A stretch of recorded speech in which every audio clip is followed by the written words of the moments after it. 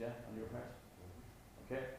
So the stream is now live, but you're not on yet. I'll prompt you, I'll give you a countdown. Okay. You're good to go. Take this off. Please don't look at them. Clowns. We've got clowns in the Peace Park behind us. You're obviously prompting the VTs as well, the videos that are playing. Yes. Yeah, that's okay. So we're all okay. We're all in the same thing. Okay. So Tara, we're going to cut to, you can unmute all audio. Everyone cues in the hall, please. You can unmute the audio there if you want. I'll just unmute Tara first. Yeah. So Tara, in 5, 4, 3, 2. Good afternoon. On behalf of Cairde Sligo Arts Festival, the Hawkswell Theatre, Earagail Arts Festival and Exchanges Sligo, I'd like to welcome you all to our panel event today, Uprooted, Who Owns the Story? We're delighted you could join us from wherever you are tuning in today, and a special welcome to all our audiences, our new audiences at Earagail Arts Festival. If you're tuning in and you feel you'd like to ask a question or even just leave a comment, there's a comment section on the sidebar of your screen, and we'll get to these towards the end of the panel event. But we would love to hear your feedback, or even just to hear where you're joining us in from today. So say hi on the sidebar and let us know that you're with us. Before we begin today's panel event, I'd like to give you a bit of background to this incredible project, which has its origins back in 2017, and it's really grown and strengthened and taken on wings since that time. In 2017, Cairde Sligo Arts Festival, together with Hawkswell Theatre and theatre artist Donal O'Kelly, offered a series of taster art form workshops, which we opened out to communities from diverse cultural backgrounds. We had a great response to these, and in particular to the theatre workshops. From this point, Cairde Sligo Arts Festival, with funding from Mayo Sligo Leitrim Education Training Board, and with our partners, the Hawkswell Theatre, offered a series of acting classes where Isabel Claffey, who is on the panel today, became the group's regular facilitator. Over a period of time, we took part in acting classes, role play, improvisation, devising, and most importantly, building an ensemble group. These classes formed the basis for the Uprooted theatre group. Next, of course, there was a hunger to create some work. So Cairde Sligo Arts Festival, supported by the Hawkswell Theatre, applied to the Arts Council for a commission award to work with a company who we deeply admire as professional theatre artists who regularly work in community contexts and whose works are groundbreaking, thought-provoking, highly engaging. That's Feidlim, Cannon and Gary Keegan of Brokentalkers, who will also be joining us at some point of today's panel event. Funded by the Arts Council and supported by our partners, we went on to create a theatre project which became to be known as Uprooted. We shared this work in progress at the Arts Festival in 2019 to tremendous response from audiences over a 4-day performances. We plan to come back and produce this fully and bring it back to the Arts Festival in 2021 and to tour to Earagail Arts Festival. But the pandemic had other plans for us. But undeterred, we continued to work over Zoom for a long period of time, and we decided to make the move from a theatre project to a short film project. So over Zoom, we discussed how we would adapt the work from theatre to short film. We enlisted the services of Anna and Zlata from Invisible Thread Films, who brought together an incredible film team. And we were in residency here at the Hawkswell Theatre for 2 weeks, rehearsing and filming, in between taking regular COVID tests and staying in within our wonderful bubble ensemble. Today's panel event is also part of Exchanges Sligo, a programme which is run by Sligo Arts Service in collaboration with Create, Cairde, the Hawkswell Theatre, and The Model. I hope you're still with me. You can see that it takes many hands to support a collaborative project of this nature. At this point, I'd like to say thank you to the Arts Council, to our partners Hawkswell Theatre, to Sligo Arts Service, to Mayo Sligo Leitrim Education Training Board, and to Earagail Arts Festival, to Studio Rove, our wonderful live streamers all this week at Cairde Festival, and to Colin Gillen of Framelight Studios, who has created the films and edits of the films that you'll be seeing throughout today's panel talk. But without this group of amazingly talented performers, absolutely none of this would be possible. So to Gary and Feidlim of Brokentalkers, Abigail Ramaabya, Charmaine T Matonsi, Grace Moyo, Donovan Siziba, Noreen Callaghan, Nokwanda Siziba, Melissa Mpofu, Rosemary Chilufya, and Elaine Hanson. They're incredible, just going from strength to strength. So watch this space. You'll hear from them now as I hand you over to our host, Jess Majekodunmi, a design historian, an innovation designer, and okay with contradictions.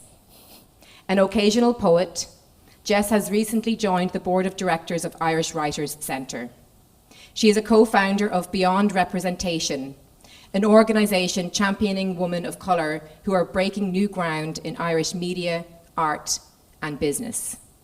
I hope you enjoyed today's panel, and I'm going to hand you over to Jess now. Thank you very much. Thank you so much, Tara, and welcome to everyone joining us here for this live discussion.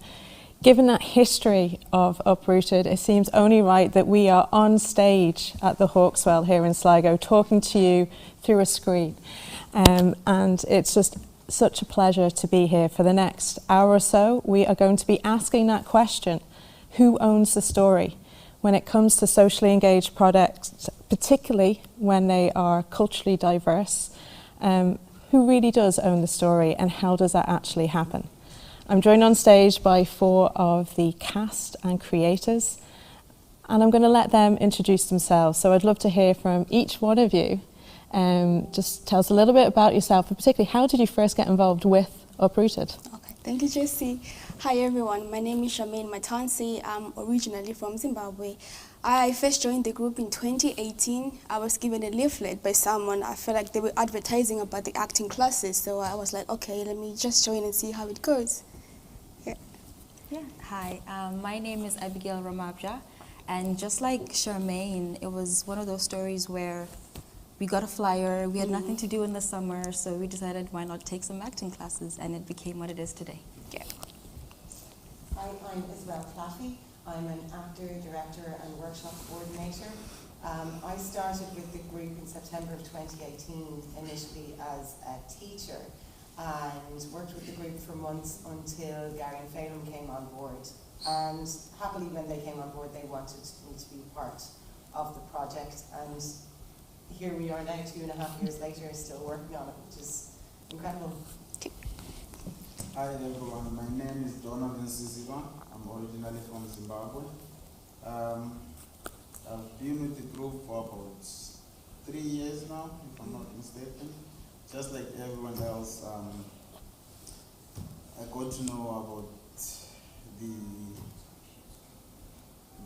the acting classes through a flyer, and just thought, why not give it a go, and here we are today. And here we are indeed. And you know, I'm so fascinated. You started with these classes, and it's become this thing known as Uprooted. And I was really struck by that word. It spoke to me in the sense of, what does it mean to call one place home but have your roots in another? And so I'm really curious as to what that word actually means to you. And maybe Abby, I'll start with you on this one. What does Uprooted mean to you?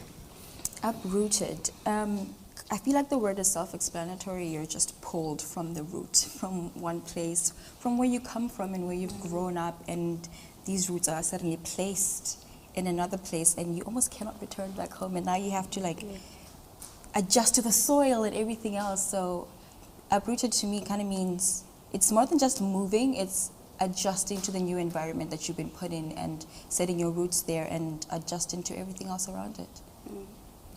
And how this has now evolved into Uprooted, who owns the story? Like, where did that come from? I mean, for me, like, it was like we all come from different places, we all come from different backgrounds, like we all have different experiences. So who can tell my story? Should I tell my story myself or someone else? Because it's all about intention and perspective. Who can tell my story the way I experienced it? That's what it says to me, mostly. And so, you know, in a little while we're gonna see some clips, because obviously this has now become a short film, so we've got some behind the scenes footage. But Donovan, I'm curious from you, like, what did you get out of the acting classes? How did you start to tell your story through those classes and start to act and write? How did it happen for you? For me, what worked the most, I think it was the regular visits to the classes, acting classes with Easy. That built a lot more of confidence. Well, I haven't reached that bar, but I'm working on it. I'd say confidence. Yeah. And I even witnessed that myself. We had a little warm-up backstage before we came out. Izzy, you were saying that you've done so many goofy things together as a group. Like, is it goofiness? Is that the secret to coming together as an ensemble? I think it is, in a way. I mean, I think that you've all got dirt on each other. You've all seen each other looking particularly stupid and vulnerable, you know, and definitely there's a real basis of trust within vulnerability that's helped us from those initial classes. I can't believe where we were to where we are now, you know, and that process has to start with a group of people who are willing to allow that of each other and of themselves. Exactly, yeah.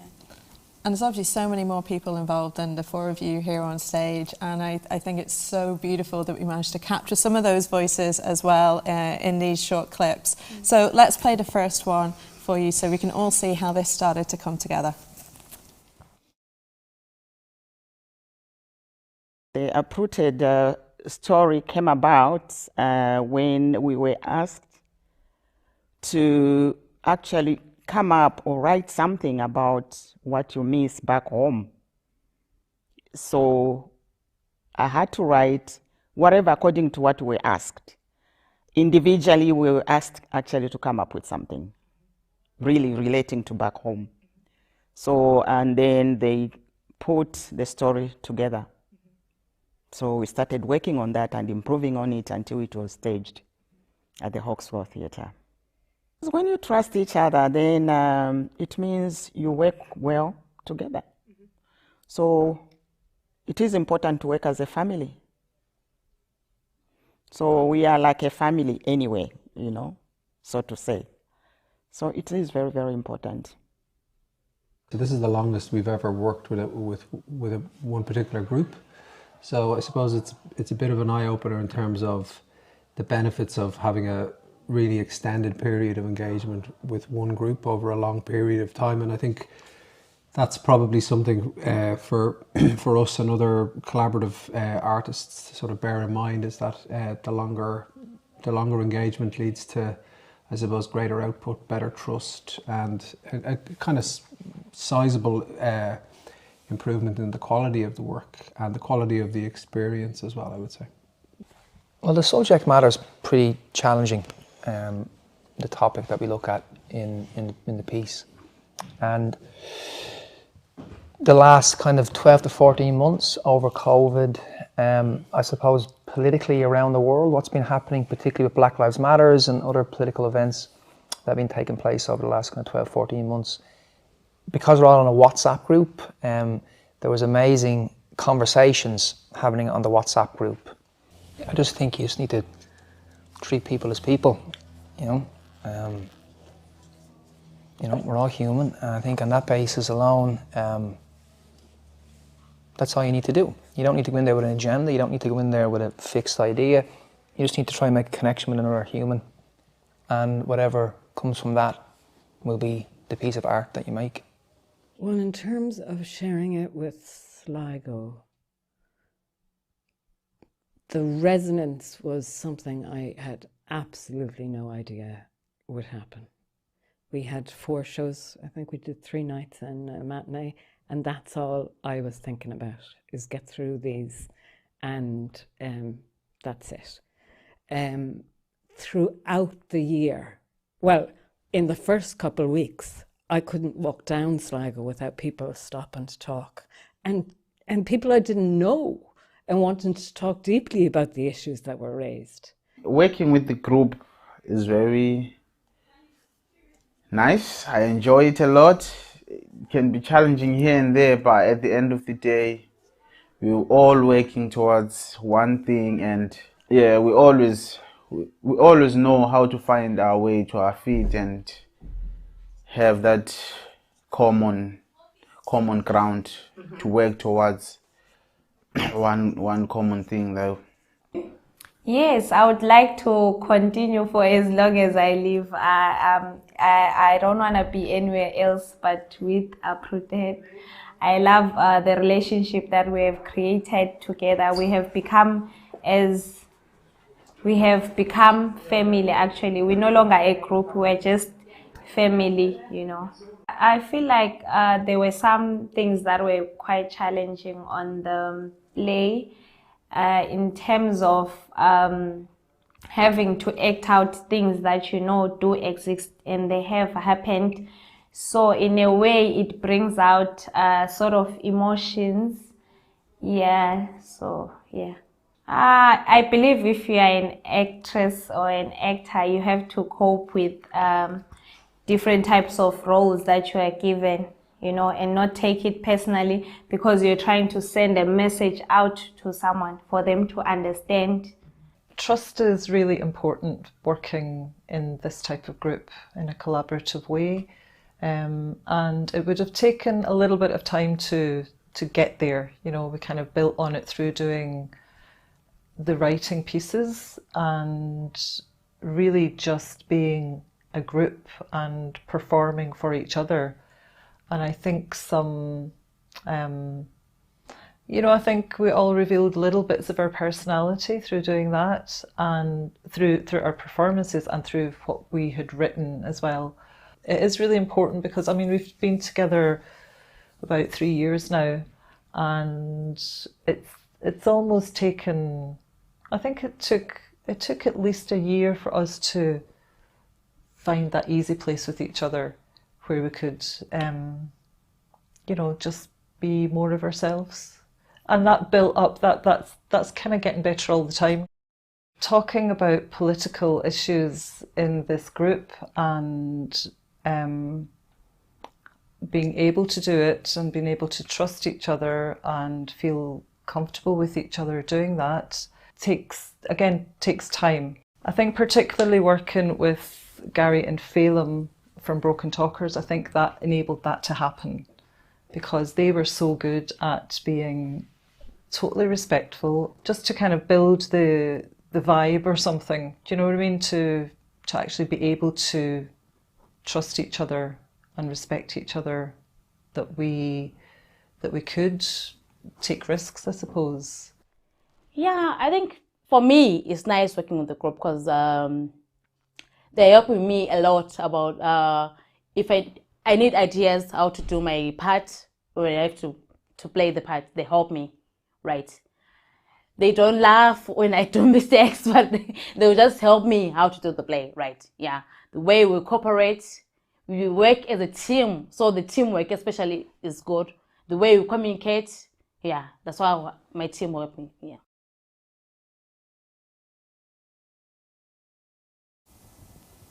Well, how was that watching that and reflecting back on that process?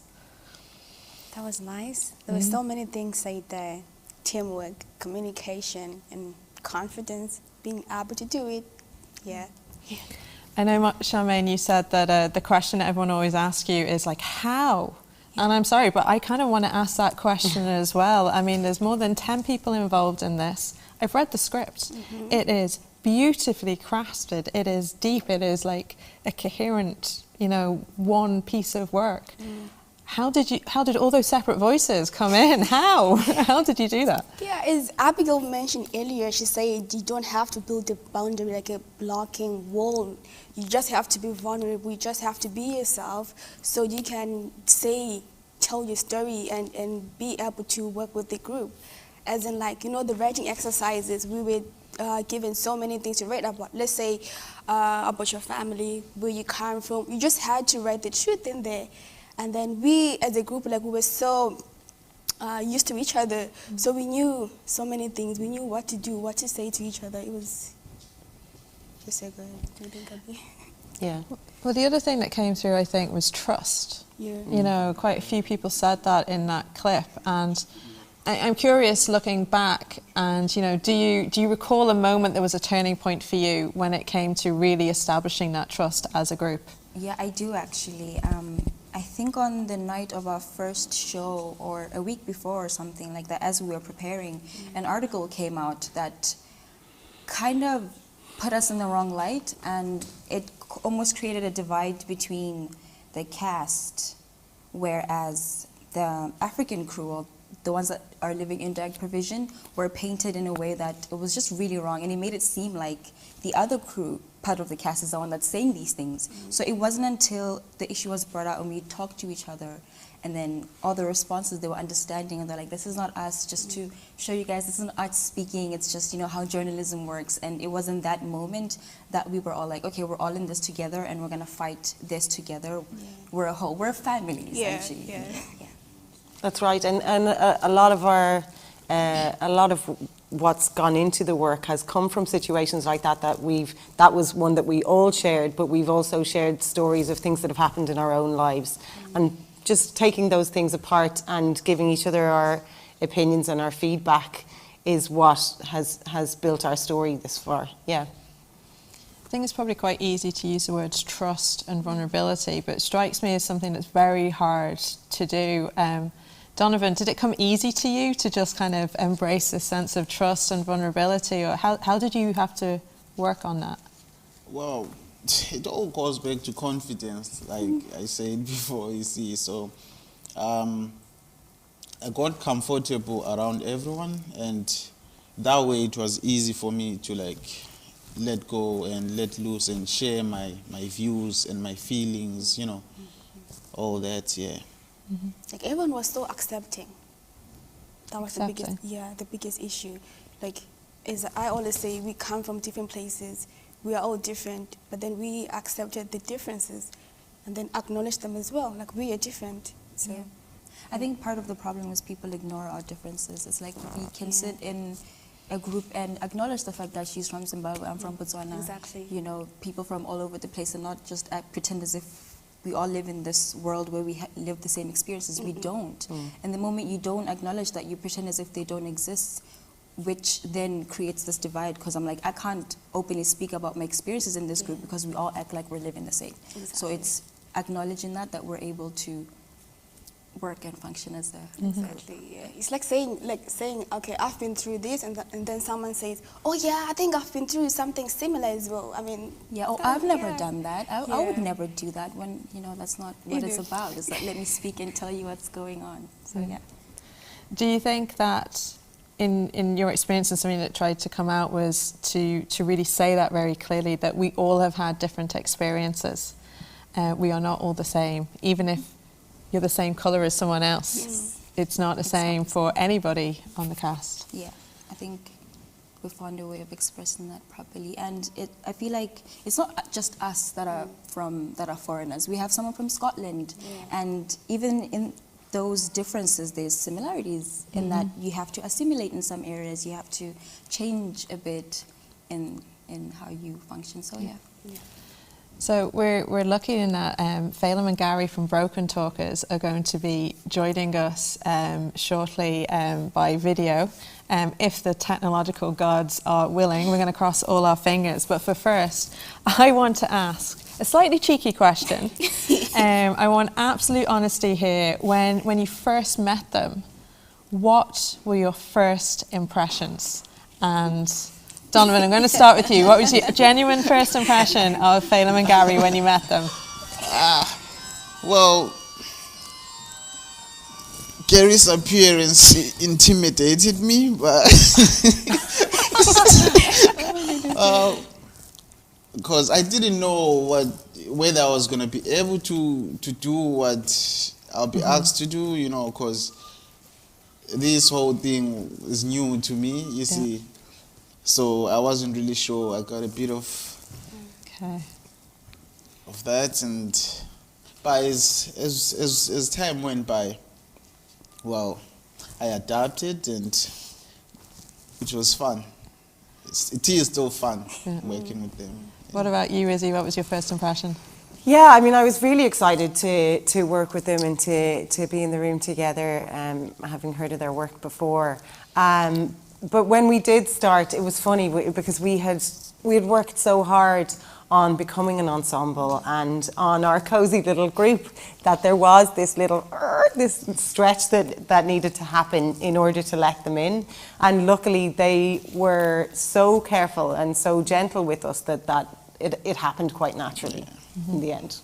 And Abby, am I right that you actually saw Feidlim on stage before you met him properly? Is that right? Yeah, and he wasn't playing a very nice character, so I was like, oh my God, is this what he's like? I can't tell. But they're very talented people, so it's hard to sit in a room with people that shine that bright. And you kind of want to be as bright as them. Does that make sense? You kind of want to, you feel intimidated by how amazing they are at that work, and we just kind of hoped you'd end up the same. So, yeah, that's so true. For me, the first time was a bit uncomfortable, but then I just like their personalities. Like, they kind of like complement each other. You know, Gary will tell you something as it is. Feidlim will try to tell you something in a nice way. So you have to read in between the lines and say, okay, fine. That's okay, Gary. That's okay. I understand. And on that, let's turn to the two guys themselves, Feidlim and Gary. I mean, it strikes me that you clearly have built up this trust with the group to the fact that they can be so honest in saying, looking back, what were their first impressions of you? So maybe you can share your stories. What were your first impressions of meeting this group? Hi everybody. Our first impressions. Well, I can't say our first impressions. I'll talk about my first impression. A bit like the guys, it was intimidating. You know, you go in, you're meeting people for the first time, and it was very obvious to Gary very quickly when we were doing kind of improvisations or kind of acting exercises, just how good they were. So we're like, oh, they don't really need us, you know. It's all there. So that was intimidating. As I said, it's always a little bit strange meeting people first, but they were so welcoming. So that kind of nervousness that was in the room was on both sides. It was Gary and I traveling to Sligo from Dublin, going, what are we going to do? How are we going to approach this? What's going to happen? All the usual questions when you begin a process of a new project. And then, I don't know, for me, there was an immediate connection with the group. They made us feel very welcome. They had a rigor about them when it came to the work and a commitment. And once that's there, that's easy, you know. Was it easy for you too? Gary, you're muted. Mark told me about 10 times to make sure I unmuted myself, so well done, Gary. Yeah, it's always slightly terrifying starting work with a new group or a new set of people, because particularly a group that was so well established and had their own dynamic and their own practice. So we're coming in and we're hoping that we don't set them back, that our being involved will be of benefit to them and their practice. So yeah, there's always a little bit of insecurity and uncertainty starting work with a new group. It's not as if we had any answers or any plan really to start off with. So it was just really about spending time with them, getting to know what their preoccupations were, what their kind of creative impulses were, and starting from that point, as opposed to coming in with a very clear idea. So I think we all collectively managed that quite well, in that we we took our time. We were careful. All of us were. We moved at quite a slow, careful pace. I suppose on a personal level, they're all like. I mean, the group is a nice group to be part of, and I suppose I would feel part of the group as opposed to, you know, now I would feel like as though I'm part of that group as opposed to sort of like the director or one of the sort of direct and sort of personal as well, I would say. You froze for a moment there, sorry, Guy, but I think you were actually just saying something quite interesting about how you kind of probably started on the edge of the group in the sense of being the director and to now a point where you feel part of it. And it strikes me that it could have been very easy for you to essentially be in a position of power or influence. And a bit like the story you're telling, make it very sensational as opposed to authentic. And, you know, other people watching, I know this is going out to the film festivals. And so for other groups who are trying to also take a similar collaborative approach like that, how did you navigate that? How did you approach it? And what advice might you give? And I'll go back to you, Gary, on that first.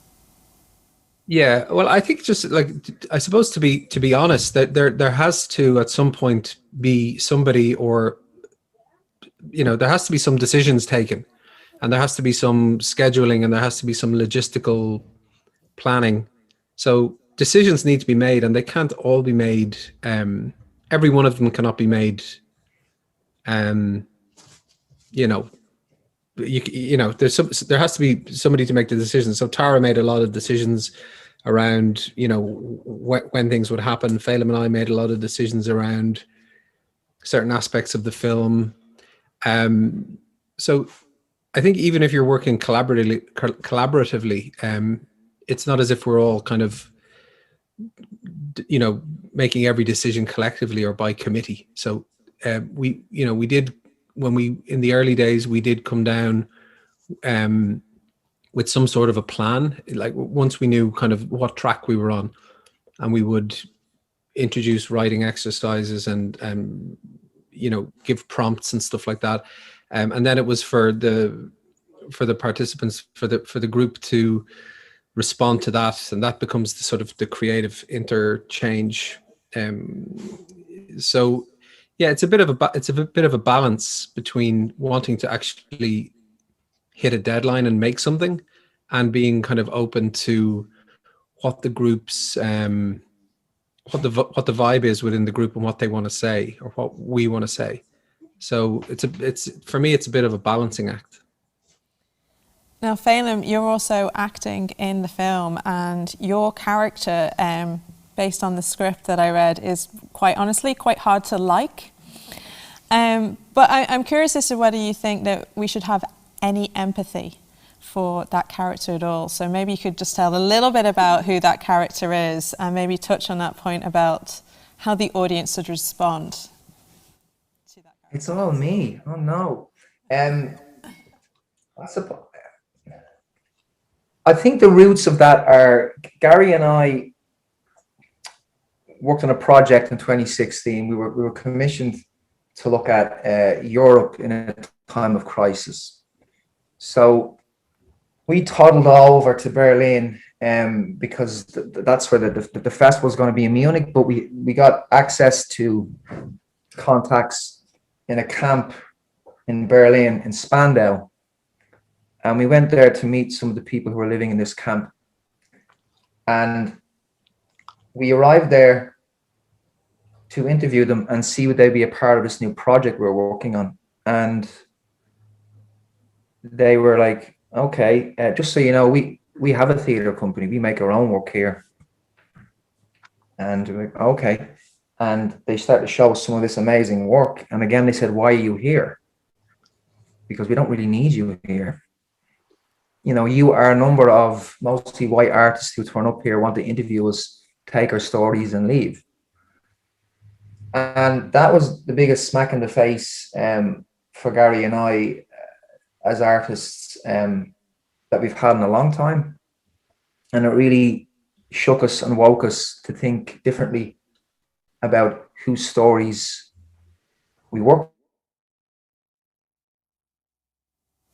Point we were working a lot with Irish stories, and this is the first story that we kind of looked out, and we just felt like frauds. So I think that experience has connected and threaded through moving forward for Gary and I making work, but it was something that we spoke to the group about.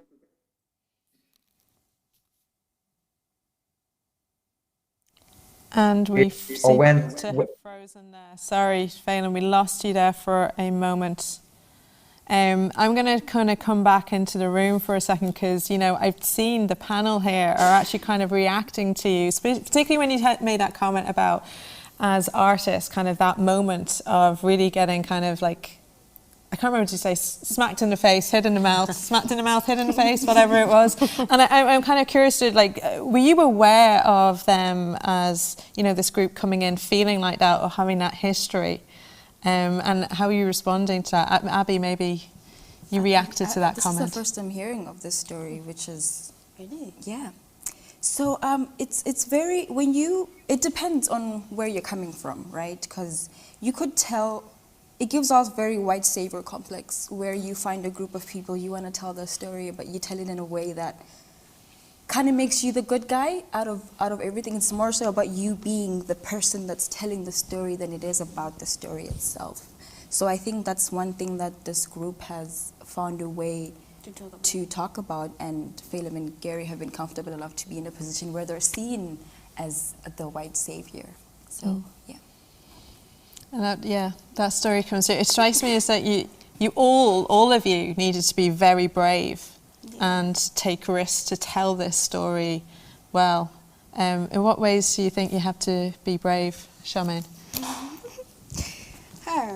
It all comes down to being comfortable around them, trust as well, because I'm at a point where, okay, fine, I'm telling them my story. How are they going to tell it? How are they going to handle it? How are they going to accept it if they have to accept it? You know? Yeah, and on that point as well, especially when we were working on Zoom throughout the winter and not in the same space as each other and not finishing a workshop and then having a chat, there were definitely times and stories where you'd share something and then you'd come off the Zoom and say, why did I say that? You know, or just feel a little bit like vulnerable, or feel a little bit like maybe your story wasn't such a big deal and why would you share that with a group? Or and the nice thing is that actually it's good, it's okay that you did that, and you move on, and you know, and all of those things are kind of parts of the foundation, and you just forgive yourself and you forgive each other. You always say some things that you didn't plan on saying them. You know, like just like let go, and start saying things you didn't plan on sharing to the group. It's like letting out your secrets. We know them all now.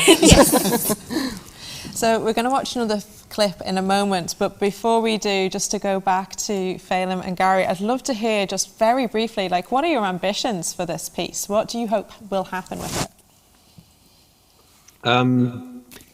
it? Just having the opportunity to watch some of the rushes of the 3 days of filming, it's an incredibly well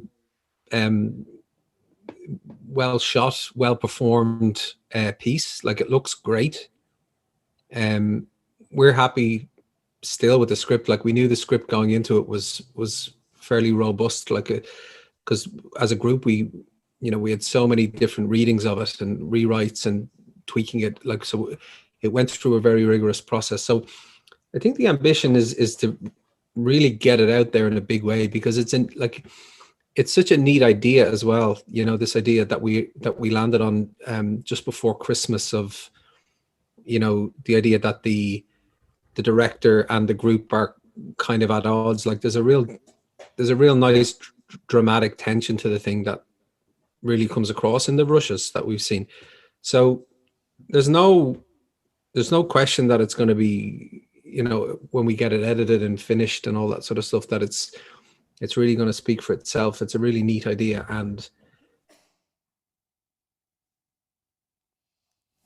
the technological gods, I think, have finally given up on us, and we caught most of that at the end. So I'm just going to say thank you so much to the two of you for joining us on screen, on stage. It was great to have you here and tell the cast some stories that they haven't heard before as well. Thank you so much. And I think now we're just going to play the final clip, and we can see some of the hopes and the ambitions that the cast also have for this project.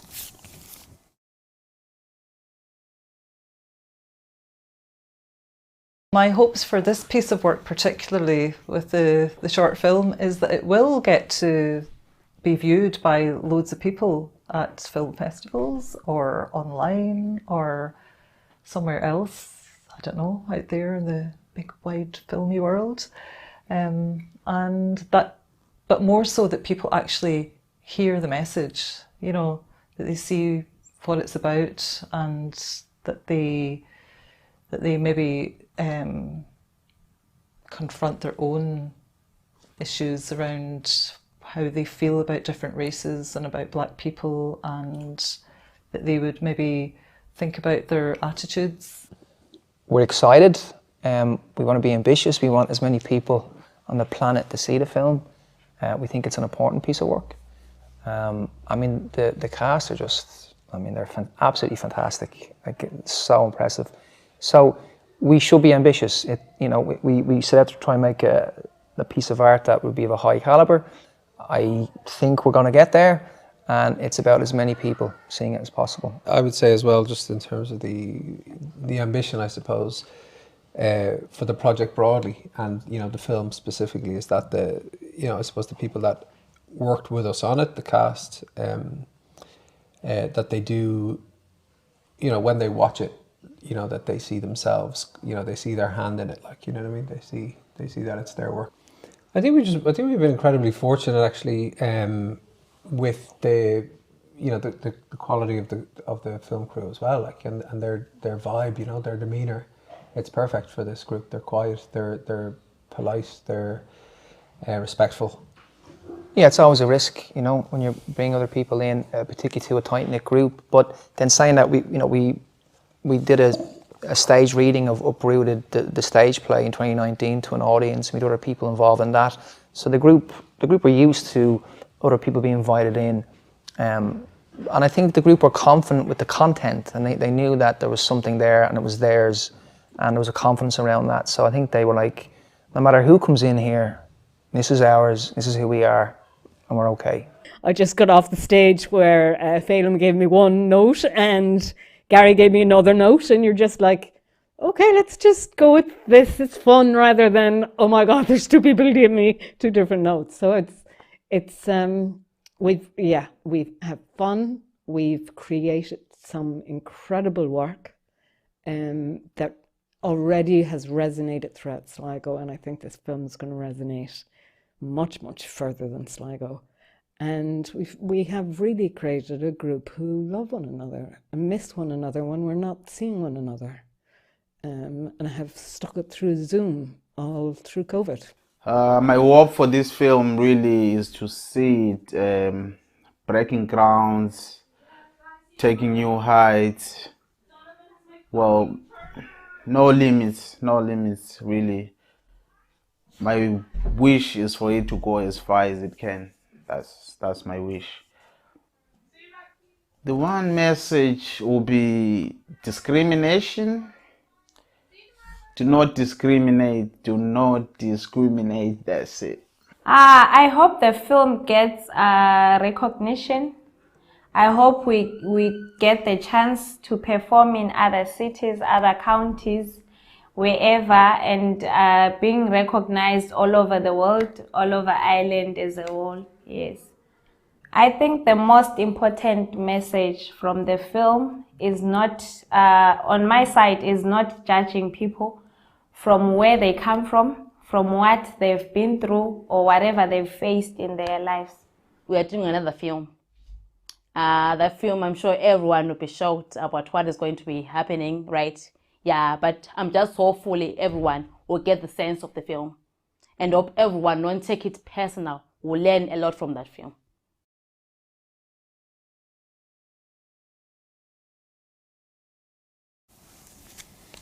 You must just be so proud of having made the film. I mean, this stage, this theatre was turned into a film set just a few weeks ago. I mean, Donovan, what was that like?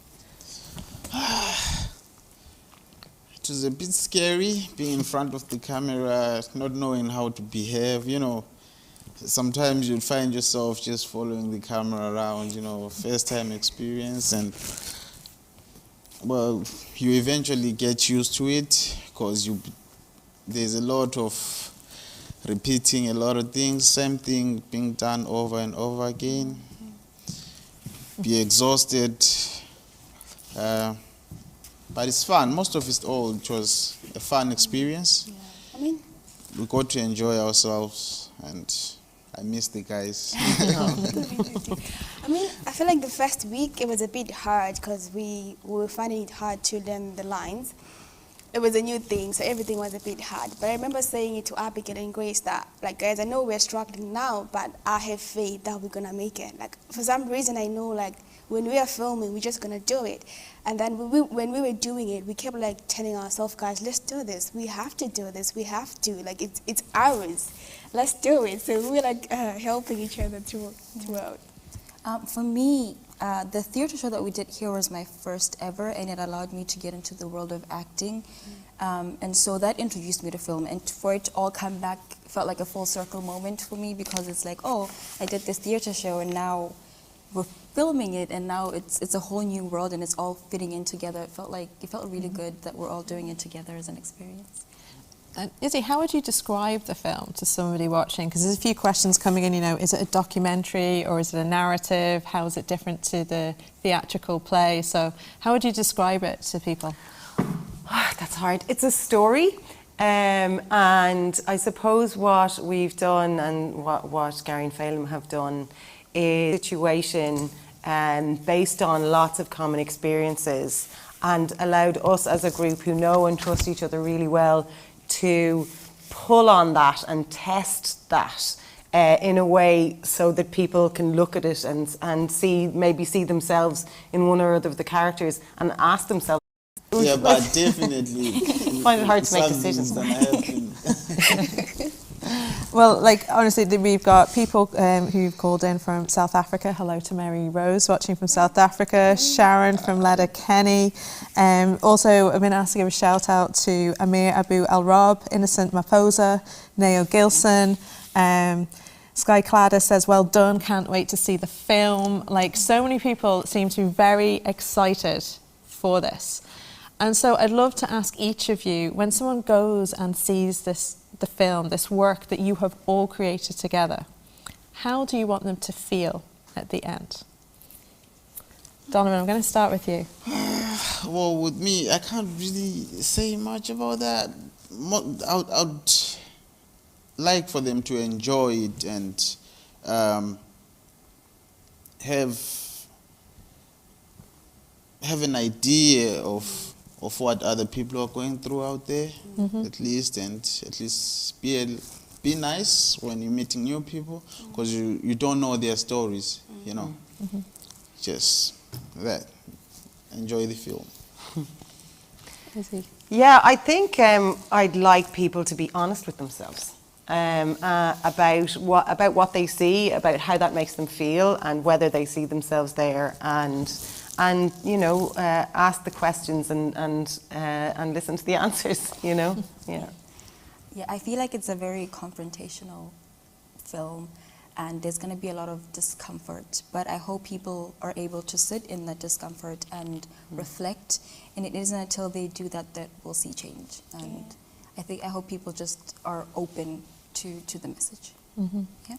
Thank you. Yeah, for me, I would just say, like, try to put yourself in those shoes. Try to imagine the situation. Try to imagine what those people are going through. What if it's you?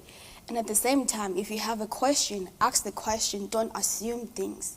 Yeah. Just don't assume things. Ask questions, get answers. I mean, there are a lot of things that I don't know, but I just try to ask. So don't assume things you don't know. Yeah, and be ready for the answer when you get it. Yeah. You spoke a little bit earlier about kind of defensiveness, that, you know, perhaps some people might feel defensive. Is that what you meant, almost when that it could be a confrontational film, that people might feel defensive? Yeah, they might feel defensive, be like, well, but I don't do that. I personally have never done that to anyone, but that's not the point. The moment we remove our personal self from the situation, the more we can learn, because it's not about you being a good person. Because the moment you tell someone, no, keep quiet, you need to know first that I'm not a person that would do that. You're closing their voices, you're shutting them down, let them finish, and then you should know that they know. Do you get what I mean? Like, if you're not racist and you're around people of color around you, they already know that you're not racist. That's where they're with you. So when they come to you with these stories, don't be like, oh, is it me? I've never done that. Just be like, oh, this is what you're going through, and be a true ally. That's what allyship means. It's just, it's uncomfortable. Just sit in the discomfort. It'll get better. Yeah. I suppose in some way we started by asking that question of who owns the story. And I wonder if now you've created this and it kind of goes out there into the world, is it even your story anymore? Is it now the audience's story? How does that, do you feel comfortable with that? I honestly do. Yeah, I mean, yeah, I do. You do? I have a little hope in humanity. So. Hope in humanity. What a lovely sentiment to think about. Izzy, you were going to say? Yeah, I mean, you know, it's interesting to think about that, and the thing is, once you put it out there, you just have to let it be what it will be, and if people have opinions and questions, then you know, by nature of the whole project, we have to listen to them as well, you know. Yeah, exactly. Yeah. Donovan, it's out there. It will be out there very soon. You're okay with this? Yeah, I'm 100% okay with this. Yeah. I'm actually happy about that. Let them watch it, let them enjoy it, and let them share their opinions, and let's hope things will change for the better. Yeah. I mean, that's the goal. That's the goal. That is the goal. Yeah. Well, thank you all so much for your generosity and honesty in your time. I feel like I've entered into a family here, so thank you for making me feel most welcome on this home, your stage that you've done all this work on. It's been such a pleasure. And I know, to wrap up, that we're going to invite Tara back out just to say a few last words to close. Thank you so much, Tara. Yeah, thank you very much to our wonderful panellists and to Jess Majekodunmi. Thank you so much for coming to Sligo and being here with us and becoming a part of the family now. Jess, you're one of the family now. Thank you everyone for tuning in. Thank you again to Studio Rove for our live stream, to Gary and Feidlim of Brokentalkers, to the rest of our cast who you can't see but who are in the room with us here today, and you're all amazing. Thanks very, very much. Yeah, we're all looking forward to the premiere of this film. It's definitely true to say that this work is going to continue, and it's grown in a way quite organically, and it's getting stronger all the time. So the film is next, and where we'll go after that, who knows, right? So if you want to hear more about what's happening with Uprooted, sign up to the festival's website, to our newsletter, cairdeFestival.com. Follow us on Facebook or follow us on Instagram and Twitter, and you will be updated about what are the next steps for this incredible project. While we have you, there's another incredible project starting on Cairde Festival in just a minute, I think, or it's just started. The result of an artist residency which has been supported by Cairde Sligo Arts Festival and the Hawkswell Theatre. Irish-based Palestinian artist Amir Abu Al-Rab, and I know he's been watching and possibly still watching this, if he hasn't switched over to his own work, is presenting a new piece of work called The Road, which was created during the residency here in Sligo the week before the festival. So that is being premiered on Facebook Live, so do go over and watch that there. But thank you all so much for tuning in. Do stay in touch with this project. Thank you once again to these amazing people behind me, and I hope you have a lovely rest of the day. Thank you. And thanks to you, Tara. Thank you, Tara.